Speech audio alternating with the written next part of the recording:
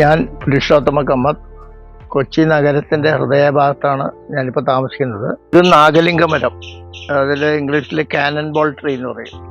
ഇത് 18 മുതൽ 20 കിലോമീറ്റർ വരെ അന്തരീക്ഷം സ്ഥിരീകരിക്കും. ഇത് അശോകമരം. സ്ത്രീ സംബന്ധമായിട്ടുള്ള അസുഖങ്ങൾക്ക് എടുക്കുന്ന ഇതിൻ്റെ എല്ലാ ഭാഗങ്ങളും എടുക്കാറുണ്ട്. ഇത് ബ്രൗണിയതും ഒരു തണൽ മരമായിട്ടും ഇതും കൂടുതൽ ഓക്സിജൻ പുറത്തോട്ട് തള്ളുന്നതാണ്. ഇതാണ് ഷിംഷിബ വൃക്ഷം. ഡയബറ്റിക്കിന് ഇത് എടുക്കാറുണ്ട്. കൂടാതെ ഒത്തിരി കുട്ടികൾ ഇവിടെ പ്രൊജക്റ്റിന്, അതായത് PhD എടുക്കാൻ വരെ ഇവിടെ വരാറുണ്ട്. ഇപ്പോൾ യൂണിവേഴ്സിറ്റി ചെന്നാൽ തന്നെ അവരിങ്ങോട്ടാണ് പറഞ്ഞു വിടുന്നത്.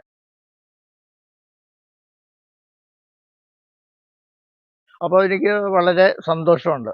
ഒരു എന്താന്ന് പറഞ്ഞാൽ ഒരുപാട് അനുഭവങ്ങളുണ്ട്. ഒരു ചെറിയ 1-2 കാര്യങ്ങൾ ഞാൻ പറയാം. ഇവിടെ ഒത്തിരി കോളേജ് സ്റ്റുഡൻസും വരുമല്ലോ, ബോട്ടണിക്കാരൊക്കെ വരാറുണ്ട്. കോളേജിൽ നിന്ന് വന്ന് ഇവർ ഇത് പഠിച്ച് പോയി പിന്നെ ഒരു 4-5 വർഷം കഴിഞ്ഞ് ഇവരെ കാണുമ്പോൾ ഞാൻ ചിലപ്പോൾ തിരിച്ചറിയുന്നില്ല.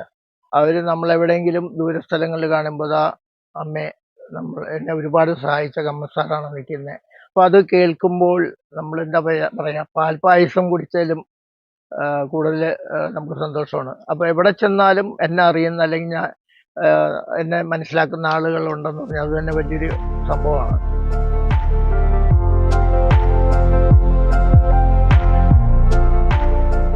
ഇത് നാഗവള്ളി എന്ന് പറഞ്ഞ ചെടിയാണ്. പണ്ട് കാവുകളിലൊക്കെ ധാരാളം ഉണ്ടായിരുന്നു. ഇനിയിപ്പോൾ കാവുകൾ തന്നെ ഇല്ലാതായിക്കൊണ്ടിരിക്കുന്ന സമയത്ത് ഇത് വളരെ അപൂർവമായിട്ട് മാറിയിരിക്കുകയാണ്. ഇത് ശരിക്കും നമ്മുടെ പല ഹോമങ്ങൾക്കൊക്കെ എടുക്കും. കൂടാതെ അന്തരീക്ഷ ശുദ്ധീകരണം നടക്കുന്നുണ്ട് ഇതുകൊണ്ട്. ഈ നാഗവള്ളി എന്ന പേര് പറയാൻ തന്നെ കാരണം ശരിക്കും സർപ്പത്തിൻ്റെ മാതിരി, പകൽ വെളിച്ചത്ത് പോലും സർപ്പത്തിൻ്റെ ഒരു ആകൃതിയാണ് ഇതിനുള്ളത്. പിന്നെ ഇതിൻ്റെ ശരിക്കും ഇല എടുത്തു കഴിഞ്ഞാൽ ശരിക്കും സർപ്പത്തിൻ്റെ നാക്കുമാതിരിയാണ് ഇതിൻ്റെ ഇലയുടെ ആകൃതി തന്നെ. പിന്നെ വേറൊരു എടുത്ത് പറയേണ്ട കാര്യം, ഇത് പൂത്ത് കഴിയുമ്പോൾ ശരിക്കും സർപ്പം ചീറ്റുന്ന ഒരു ശബ്ദം ഉണ്ടാകാറുണ്ട്. ഇങ്ങനെ സർപ്പം ചീറ്റുന്ന ആ ഒരു ശബ്ദം കൂടി ഇത് പുറപ്പെടുവിക്കാറുണ്ട്. പിന്നെ മരുന്നുകൾക്കും പല കൂട്ടുമരുന്നുകൾക്കൊക്കെ എടുക്കാറുണ്ട്. ഇന്ന് വംശനാശം സംഭവിച്ചുകൊണ്ടിരിക്കുന്ന ഒരു ഇനം കൂടിയാണ്. ഇത് ഞരമ്പോടൽ എന്ന് പറയുന്ന ഒരു ഔഷധ സസ്യമാണ്, വള്ളിച്ചെടിയാണ്. ഇത് മെയിൻ ഞരമ്പ് സംബന്ധമായ എല്ലാ അസുഖങ്ങൾക്കും നല്ലതാണ്. ഇതിൻ്റെ ഉപയോഗം എന്ന് വെച്ചാൽ നമുക്ക് ചതച്ച് പിഴിഞ്ഞ് നീരെടുത്തിട്ട് ഉള്ളിലും കഴിക്കാവുന്നതാണ്. പിന്നെ എണ്ണ കാച്ചാനും അതുപോലെയുള്ള എണ്ണയായിട്ടും അതിൻ്റെ പല ഉപയോഗങ്ങളുണ്ട് ഞരമ്പ് സംബന്ധമായ എല്ലാ അസുഖങ്ങൾക്കും.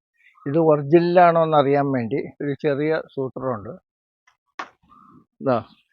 ഇതിൻ്റെ അപരന്മാർ, എല്ലാ ചെടികളിലും അപരന്മാരുണ്ട്. അപ്പോൾ ഇത് ഒറിജിനൽ ഞരമ്പോടലാണെങ്കിൽ ഇത് ശരിക്കും നമ്മൾ ബലം കൊടുത്തിങ്ങനെ കശുക്കുക.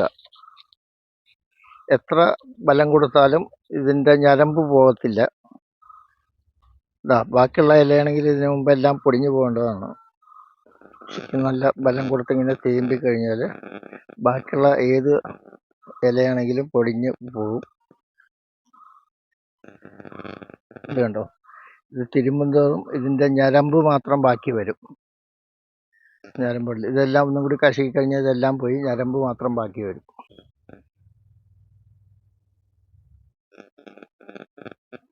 എന്താ ബാക്കിയുള്ള ഇതിൻ്റെ അപരന്മാരാണെങ്കിൽ ഇത് കശക്കി കഴിഞ്ഞാൽ ഇതെല്ലാം ഞരമ്പ് ഉൾപ്പെടെ എല്ലാം പൊടിഞ്ഞു പോകും. ഈ പ്ലാന്റ് കളക്ട് ചെയ്യാൻ പോകുമ്പോൾ എൻ്റെ കുടുംബസമേതം പോവുക. ഒരു പ്ലാന്റ് ആയിരിക്കും. ഇവിടെ നിന്ന് ഒരു കാസർഗോഡ് പോകുകയെന്ന് പറഞ്ഞാൽ അവിടെ പോയി പ്ലാന്റ്, അപ്പോൾ ഒരു ട്രിപ്പ് അവിടെ എല്ലാ അമ്പലങ്ങളിൽ അല്ലെങ്കിൽ മെയിൻ സ്ഥലങ്ങളൊക്കെ സന്ദർശിച്ച് ആ പ്ലാന്റുമായിട്ട് തിരിച്ചു വരിക. അത് വളരെ ഗുണപ്പെട്ടിരിക്കുക. ഫാമിലി സപ്പോർട്ട് മൊത്തം വന്നിട്ടുണ്ട്. ഇത് വെച്ചൂർ പശുവാണ്, നമ്മുടെ തനതായ കേരളത്തിൻ്റെ പശു. വെച്ചൂർ, കോട്ടയം വെച്ചൂരിൽ ആണ് ഇതിൻ്റെ ഉത്ഭവം. ഒരിടയ്ക്ക് ഇത് നാമാവശേഷമായതാണ്. ഇപ്പോൾ വീണ്ടും അതിനുള്ള ആൾക്കാർക്ക് മൊത്തം താല്പര്യം വന്നിട്ട് അത് നാടൻ പശുക്കളെ വളർത്താൻ തുടങ്ങിയിട്ടുണ്ട്. ഇതിൻ്റെ സവിശേഷത ശരിക്കും പറയുകയാണെങ്കിൽ ഇത് A2 മിൽക്കാണ്, മറ്റേതെല്ലാം A1 മിൽക്കാണ്. അപ്പം ഇപ്പോൾ പൂങ്കാന്നൊരു പശു, നമ്മുടെ ഇവിടെയുള്ളത് ആന്ധ്രയിലുള്ള പൂങ്കാന്നൊരു പശുവിൻ്റെ വില ചോദിച്ചപ്പോൾ ഏകദേശം കിടാവിന് 3 ലക്ഷം രൂപ പറഞ്ഞു. അപ്പോൾ ഞങ്ങൾ അവിടെ നിന്ന് സെമൻ കളക്ട് ചെയ്തു. സെമൻ കളക്ട് ചെയ്തിട്ട് ഇതിൽ കുത്തിവെച്ചപ്പോൾ പൂങ്കാന്നൂരിൻ്റെ ഒരു കുഞ്ഞിനെ കിട്ടിയിട്ടുണ്ട്. അത് ഏകദേശം ഒരു 60-65% ഉണ്ട്. അടുത്ത ഇതിൽ ജനറേഷൻ വരുമ്പോൾ 100% കിട്ടും. ഇതാണ് പൂങ്കാന്നൂരിന്റെ കുഞ്ഞ്, വെച്ചുള്ളി ജനിച്ചതാണ്.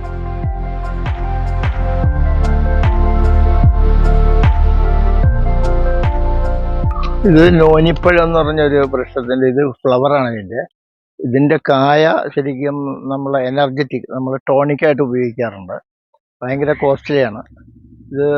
ശരിക്കും കണ്ടൽ ഇതിൽ പെട്ട കണ്ടൽ വർഗത്തിൽപ്പെട്ട ഒരു ചെടിയാണ്, ഇടത്തരം വൃക്ഷമാണ്. പിന്നെ ഇത് ശരിക്കും ഇത് കായ മൂത്ത് കഴിഞ്ഞാൽ മഞ്ഞ കളർ വരും. ആ സമയത്ത് ഇതെടുത്തിട്ട് ചില്ലുപരനിലിട്ട് വെയിൽ കൊള്ളിക്കുക. അങ്ങനെ 40 ദിവസമെങ്കിലും വെയിൽ കൊള്ളിക്കുമ്പോൾ അത് ഊറി വരുന്ന ആ ചാറെടുത്തിട്ട് നമുക്ക് നേർമ്മിപ്പിച്ച് ഉപയോഗിക്കാവുന്നതാണ്. വളരെ ശരീരബലം കൂട്ടാനൊക്കെ വളരെ നല്ലതാണ്. എല്ലാവരോടും എനിക്ക് പറയാനുള്ളത്, ചെറിയ ക്ലാസ് മുതൽ തന്നെ കുട്ടികളിലൊരു അവബോധം സ്കൂൾ തലത്തിൽ തുടങ്ങണമെന്നാണ് ഞാൻ പറയുന്നത്. ഒരു പീരീഡെങ്കിലും ഗവൺമെൻറ് ഇതിന് വേണ്ടി മാറ്റിവെച്ച് നമ്മൾ പ്രകൃതിയിലേക്ക് വരാതെ നമുക്ക് ഓക്സിജൻ എവിടെ പോകും? എൻ്റെ ചെറുപ്പകാലത്തൊക്കെ വെള്ളത്തിൻ്റെ ഇതായിരുന്നു. അന്ന് വെള്ളം കാശ് കൊടുത്ത് മേടിക്കുക എന്ന് പറയുമ്പോൾ ഞങ്ങളൊക്കെ ചിരിച്ച് തള്ളിയ ആളാണ് ഞാൻ ഉൾപ്പെടെയുള്ളവർ. പക്ഷേ ഇത് നമുക്കറിയാം, വെള്ളം അതിലും രൂക്ഷമായിട്ടുള്ള പ്രശ്നമാണ് ഇനി വന്നുകൊണ്ടിരിക്കുന്നത്. ഈ പറഞ്ഞ പ്രകൃതിയെ സ്നേഹിക്കാതെ നമ്മളുടെ ജീവൻ, മനുഷ്യനില്ലെങ്കിൽ പ്രകൃതി ഉണ്ടാവും. പ്രകൃതി നശിച്ചാൽ പ്രകൃതി ഉണ്ടെങ്കിലേ മനുഷ്യജീവൻ നിലനിർത്താൻ പറ്റുള്ളൂ. അപ്പോൾ എല്ലാവരും ശ്രദ്ധിക്കേണ്ട ഒരു അവരവരുടെ വീട്ടിലുള്ള കുട്ടികളിൽ തന്നെ ഈ ഒരു പ്രവണത വളർത്തിക്കൊണ്ടുവരാൻ, ചെറുപ്പം ഈ മരങ്ങളോടുള്ള അവരെ സ്നേഹിക്കാനും വളർത്താനും 5 ചെടികളെ പറ്റി നമുക്ക് തിരിച്ചറിയാനും വന്നു കഴിഞ്ഞാൽ നമുക്ക്, എന്താ പറയുക, പച്ചയ്ക്ക് പറയുകയാണെങ്കിൽ നമുക്ക് രക്ഷപ്പെടാനുള്ള ഒരു മാർഗം.